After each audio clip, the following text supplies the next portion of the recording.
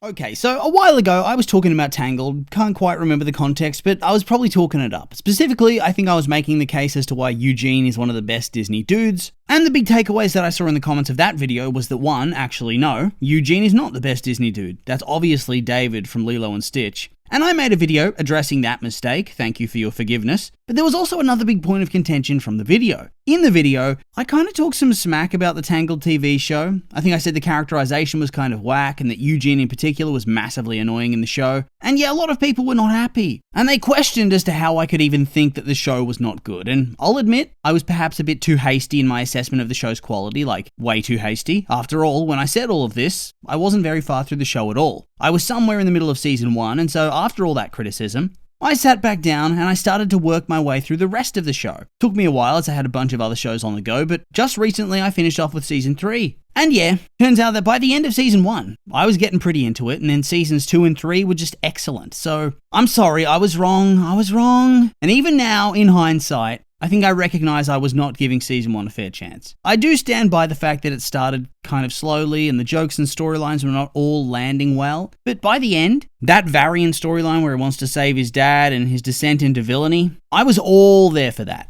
I think what took me out of it at first was probably I didn't think the characters felt like their film counterparts as much as I expected, at first though, because I think the writing grew into itself and improved and sort of got grasp of everything, if that makes any sense. I found Eugene particularly annoying in the early stages of season 1, and I didn't much like Cass, to be honest. She felt rather, generic. But like I said, it all grew on me and they fleshed everyone out. And once the story started to really integrate the mystery of the Black Rocks and the core cast of characters really started to come together as a cohesive whole, I think business well and truly started to pick up and everything well and truly came together. The songs, which at first I thought were not that good, started to improve. Lance joined the crew and just improved everything he touched, giving a second for Eugene to play off in some of his side storylines. You have that slow burn mystery of Zantiri in the background of the story. That was starting to cook. And you have that very realistic and sympathetic turn to villainy by Varian. One where you understand where he's coming from, but also understand that ultimately what he's doing is misguided. Wrong. I loved Varian's turn to villainy. My only real issue was that he seems to be treated way more harshly by the story than other good characters who fall into darkness. He was tossed in prison for like a year. Felt like there were less chances and less grace given to him, but it is what it is.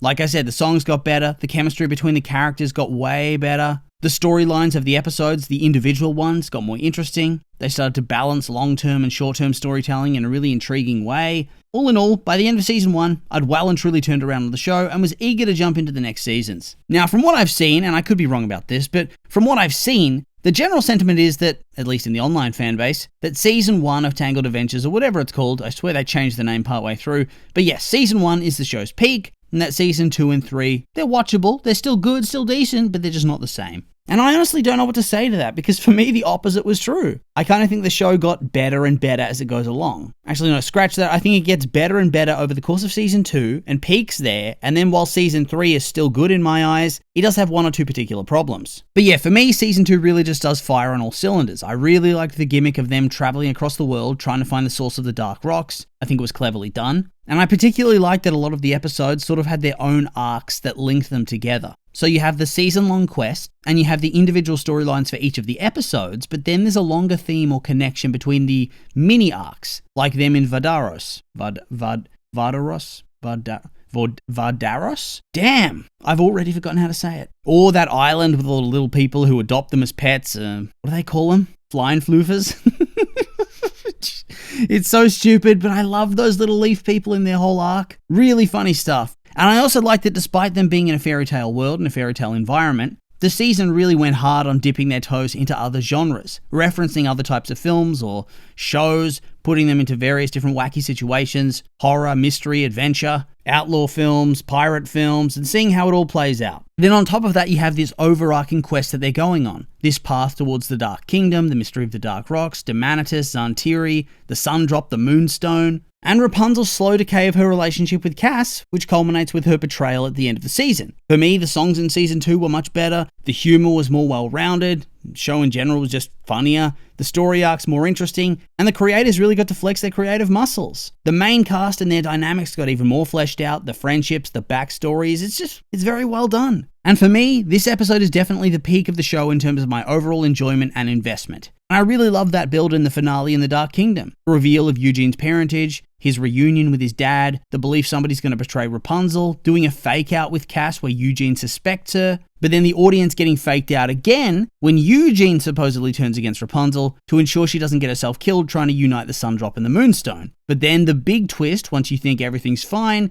at the end of the episode and the end of the season, where Cass ends up betraying Rapunzel and taking the moonstone for herself as it's apparently her destiny. Although some could argue if anybody has it as their destiny, it would be Eugene, as he's the heir of the Dark Kingdom, just like Rapunzel's the heir of Corona, and thus with her having the sun drop, him having the moonstone makes sense, doesn't it? Well, no. Guess not for Cass. She goes full crazy and decides that betraying and trying to hurt and kill her friends is reasonable. And yeah, that was a huge twist and really cool. A dark way to conclude her arc that had been brewing alongside Rapunzel across the entirety of the second season. And up to that point, I think it was very, very well written. Yes, Rapunzel could come across as a bit preachy, and the show often framed things as her always being right, but it wasn't that bad, I think. And then we come to season 3, and I very much like season 3, had a lot of fun watching it. Had a lot of good episodes, and when it's at its best, it does everything the first 2 seasons did, just as well. Good songs, character dynamics, individual plots for the episodes. I really love the build to Zantiri. I was on the edge of my seat waiting for her to betray Cass for ages, just so I could point and laugh. And they waited right to the end to pull the trigger on that one, but I did find it very satisfying. Seeing a ruler's side to Rapunzel was cool. Getting Varian back and having his redemption was nice to see. Honestly, the fandom seems to be in love with Varian, and I'll admit I love him too, he's great. Seeing more of those little sisters was fun. Lance, as always, great.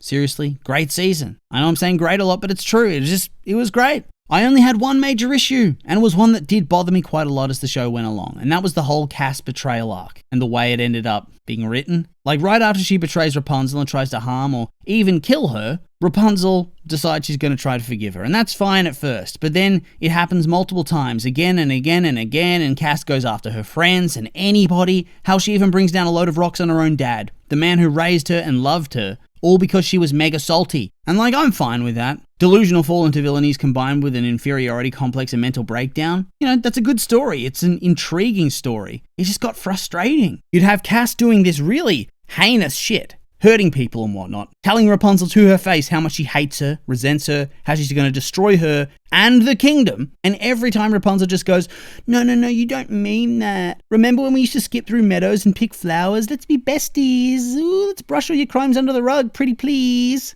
And it gets very tiring from an audience perspective to have a main character seem so relentlessly passive and naive in the face of a character who breaks said trust again and again and again. The first couple times you can be like, okay, but eventually it hurts the immersion and the overall story. Especially as we're told again and again that Rapunzel's turning into this great ruler, and yet time and time again, we see that she puts her own desires to forgive Cass and save her over the greater good of the kingdom and the safety of the people. And yet despite that, the story is continually telling you that she is a great and just ruler, and that by doing this she's making the right decision again and again, and anybody who suggests otherwise is proven to be wrong, as though giving up on a friend who's gone full crazy and become extremely violent and tempestuous is a bad thing, which is certainly a take to have. Worse, Cass doesn't really seem to have a change of heart at all, as much as she's just utterly betrayed and humiliated by Zantiri and has no choice but to help Rapunzel, and that's after she's destroyed the kingdom herself.